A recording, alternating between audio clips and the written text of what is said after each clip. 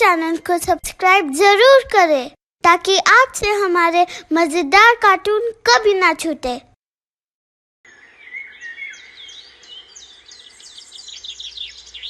वीरू को मेहनत करना बिल्कुल भी पसंद नहीं था। वो चालाकी से अपना काम दूसरों से करवा लिया करता था। उसकी पत्नी उससे बड़ी परेशान थी। अरे कब तक सोते रहोगे? अब तो दोपहर भी हो गई है। खेत में काम नहीं करना है क्या? मुझे काम करने की क्या जरूरत थी? हाँ, तुम्हें काम करने की क्या जरूरत? तुम्हारे पास तो मैं हूँ ना काम करने के लिए। सारा समय, सारा काम तो मैं ही कर दूंगी। तुम तो ऐसे गुस्सा कर रही हो जैसे मैंने तुमसे काम करने को कहा हो। तुम बिल्कुल काम मत करो, कोई भी दिक्कत नहीं है। तुम देखना कैसे मैं दूसरों से काम करवा लूंगा। हे भगवान, क्या किया जाए इस आदमी का? वीरू के पास 4 खेत थे, लेकिन वीरू खेती नहीं करता था। उसकी पत्नी ही परेशान होकर आखिरकार खेती करने लगती है। हे भगवान, कैसा आदमी है ये जो अपनी पत्नी की खेती करने पर भी मदद करने नहीं आता। ऊपर से इतनी धूप, क्या ही होगा मेरा आगे। वो शाम को खेती करके घर पहुंचने पर देखती है कि वीरू अभी भी आराम ही कर रहा था। वो बहुत गुस्सा होकर कहती है, जब तक पिताजी थे वो खेती करते थे, अब वो नहीं है तो तुमको खेती करनी चाहिए, लेकिन खेती मैं कर रही हूँ। तुम बहुत बेशर्म पति हो। तो मैंने तो तुमसे नहीं कहा था खेती करने को। हाँ ठीक है, तो मैं भी अब से खेती नहीं करूँगी, चाहे फसल खराब क्यों ना हो जाए। तुम गुस्सा बहुत करती हो। हमें खेती करने की जरूरत ही नहीं है। देखना, हमारी फसलें दूसरे लोग काट लेंगे। अरे वाह, तुम खेती के लिए लोग रखने वाले हो? नहीं। तो तुम कोई बहुत बड़े जमींदार हो जो तुम्हारे खेत में कोई और काम कर जाएगा?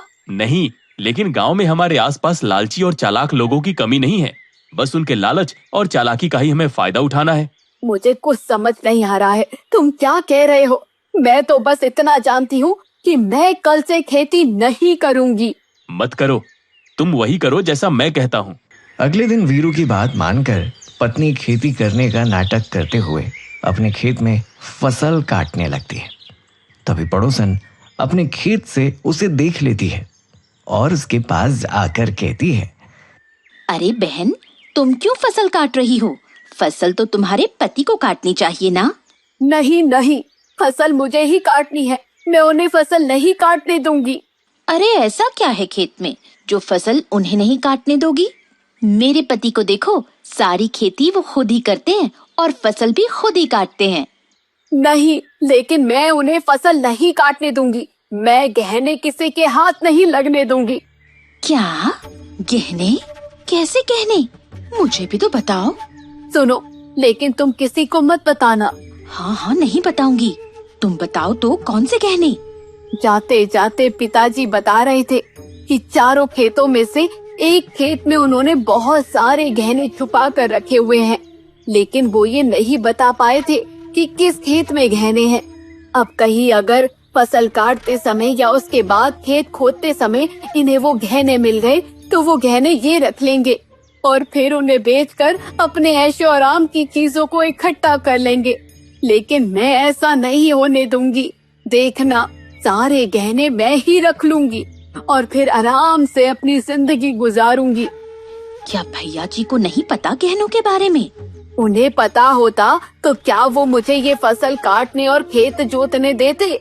वैसे भी पिताजी कह गए थे कि ये बात सिर्फ मुझे ही पता है। अब इस बात का फायदा उठाऊंगी तो मैं ही।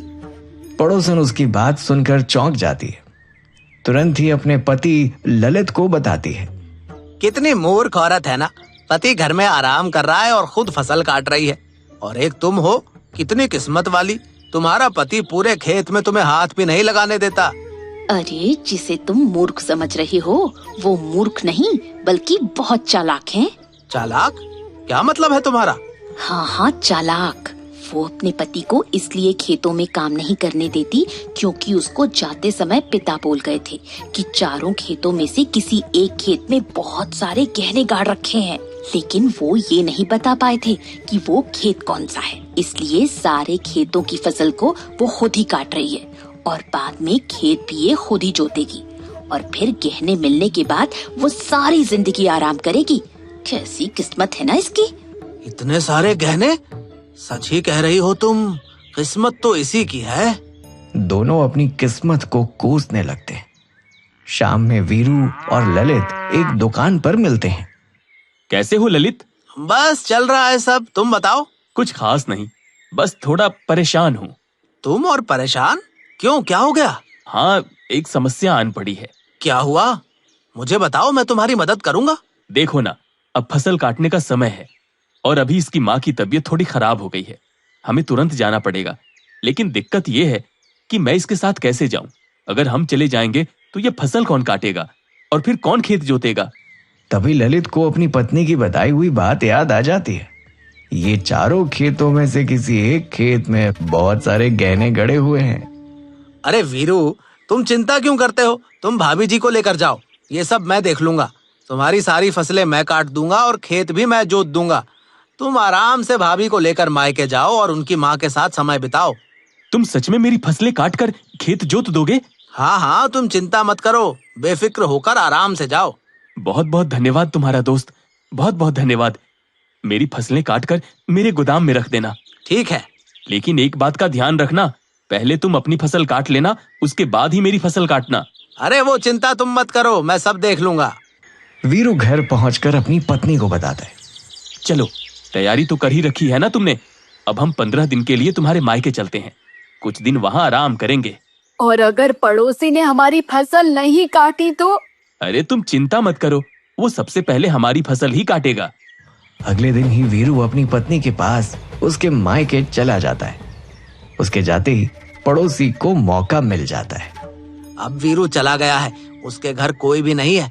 अब हम इन चारों खेतों की फसलें काटकर इन्हें जोत कर इन खेतों में छुपे हुए गहने निकाल लेंगे। हाँ, और फिर देखना मैं उन गहनों से कैसे एक आरामदायक मजेदार जिंदगी जीऊंगी। आपको भी कोई काम नहीं करना पड़ेगा। हाँ, मैं तो यही सोच सोच कर खुश हुआ जा रहा हूँ। वैसे भी अब इस छोटे से खेत में हमें मिलता ही क्या है। वीरू के पास 4 खेत हैं, लेकिन हमारे पास तो एक छोटा सा खेत ही है। अगर गहने हमें मिल गए तो सारी जिंदगी बैठ के खाएंगे। तो इंतजार क्या कर रहे हैं? चलिए ना, फसल काट कर खेत खोदते हैं। कम से कम भी नहीं तो 12-15 दिन लगेंगे। दोनों मिलकर फसल काटना शुरू करते हैं। लगभग 10 दिन में वो सारी फसल काट लेते हैं। 10 दिन हो गए, अब जाकर फसल कटी है, लेकिन गहने नहीं मिले। अरे कैसा दिमाग है आपका, गहने खेत के अंदर दबे होंगे ना। अब जब हम खेत खोदेंगे तब पता चलेगा कि गहने कहाँ छुपे हुए हैं। हाँ हाँ, बिल्कुल सही कह रही हो। हम कल से सारा खेत खोदना शुरू कर देंगे। अगले दिन से दोनों मिलकर खेत खोदने लगते हैं, लेकिन 3 खेत खोदने के बाद उन्हें कुछ नहीं मिल पाता। अरे तुमने सही सुना भी था कि नहीं? 3 खेत खोद चुके हैं हम और एक कीला भी नहीं निकला है जमीन से। लेकिन एक खेत तो बचा है ना, गहने उसी एक खेत में होंगे। अब बस हमें कल वो बचा हुआ खेत खोदना है, फिर सारी जिंदगी हम आराम से बैठकर खाएंगे। काश उसी खेत में सारे गहने मिल जाएं। उधर वीरू और उसकी पत्नी वापस आने की सोचते हैं। सुनो, मुझे लगता है अब हमें चलना चाहिए, काफी दिन हो गए हैं। मैं तो कब से ही कह रही हूँ कि चलकर देखते हैं खेतों का काम हो भी रहा है कि नहीं। तुम भी बेवजह ही परेशान हो रही हो। देखना, हमें सारे खेत जुते हुए मिलेंगे और अब हम कल ही निकल चलते हैं। मेरे ख्याल से वही बेहतर रहेगा। ललित और उसकी पत्नी दोनों मिलकर गहनों के लालच में बचा हुआ एक खेत भी खोद देते हैं, लेकिन उन्हें फिर भी कुछ नहीं मिलता। इससे हताश और परेशान होकर ललित पत्नी पर गुस्सा करते हुए कहता है, अरे तुमने सही सुना तो था ना, या यूं ही मुझे दूसरे के खेतों में मजदूर बनाए पड़ी हो?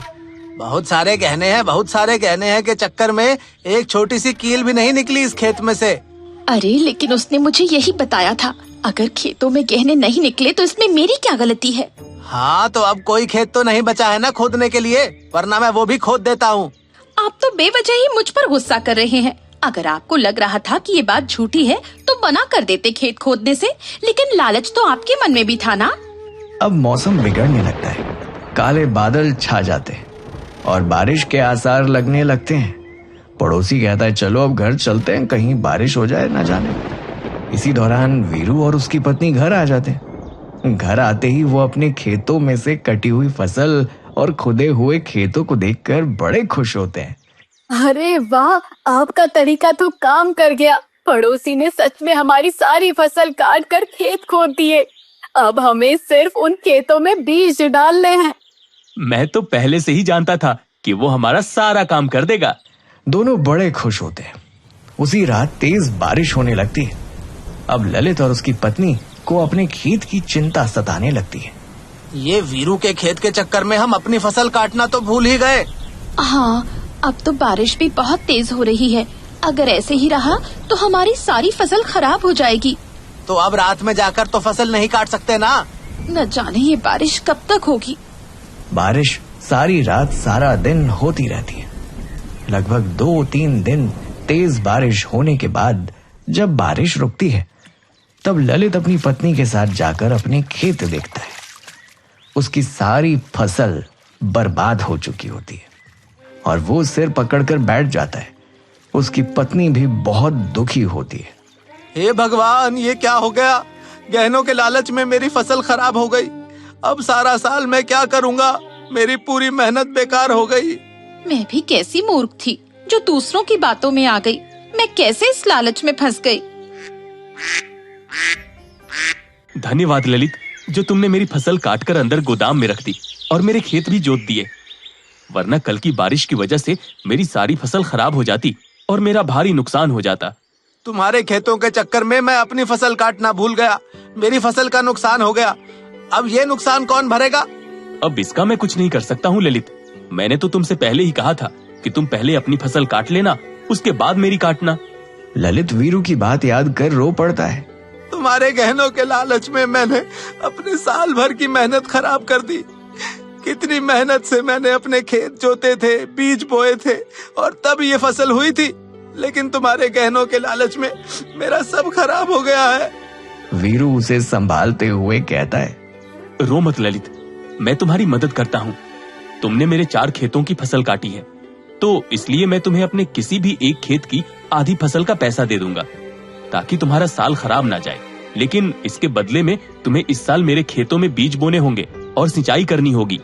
ललित वीरू की इस बात से राजी हो जाता है और समझ जाता है कि कैसे लालच और चालाकी के चक्कर में उसने अपने ही पैरों में कुल्हाड़ी मार ली है और वो आगे से इन सब में ना पड़ने की कसम खाता है।